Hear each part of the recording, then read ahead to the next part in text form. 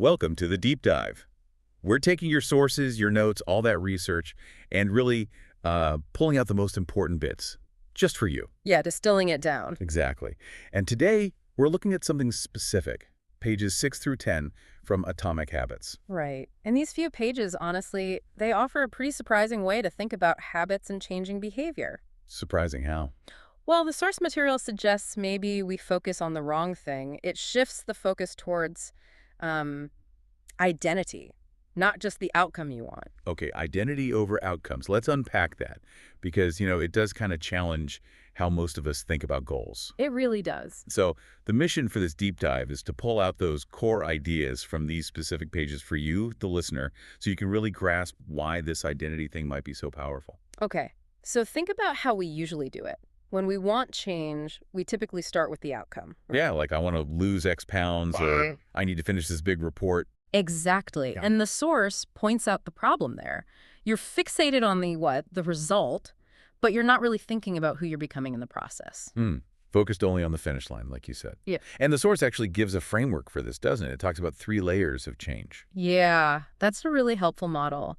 So layer 1 is outcomes. That's the result you want, the weight loss, the finished report. Got it. Layer 2 is processes. These are your systems, your habits, going to the gym, writing every day, whatever it is. Okay, outcomes, processes was the third. The third, and this is the crucial one according to these pages, is identity. It's about your beliefs about yourself, who you think you are. Ah, And the big insight here from the source is that the most powerful, lasting change, it starts at that level, the identity level. right. It's not just about getting the result. It's about reinforcing who you believe yourself to be. Precisely. And this is where it flips things, isn't it? Instead of Yeah. just saying, my goal is to run, the thinking becomes more like, I am a runner. Yes. Or, I am a writer, not just, I want to write. The source argues that real change, the kind that sticks, happens when your habits are actively proving that new identity to yourself. So the habits become proof. Kind of, yeah. And the source has this fantastic analogy for it. It says every single time you perform that habit you want to build, it's like you're casting a vote for the person you want to become. Wow, okay.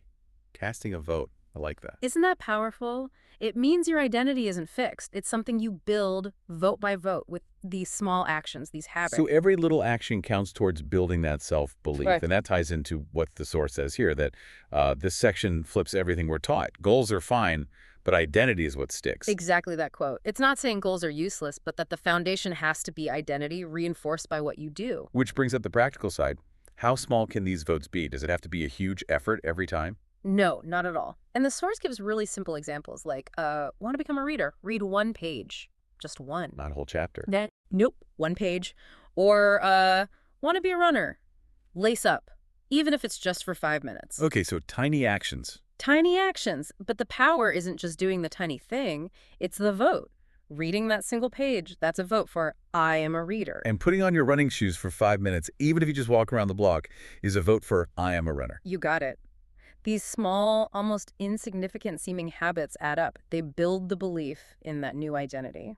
So summing up these pages from Atomic Habits then, the real takeaway seems to be shifting your focus.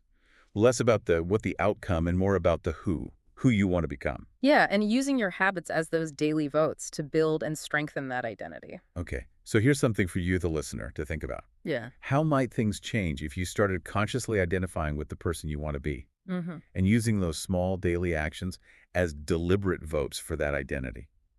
How might that shift your approach, maybe even starting today? Something to chew on.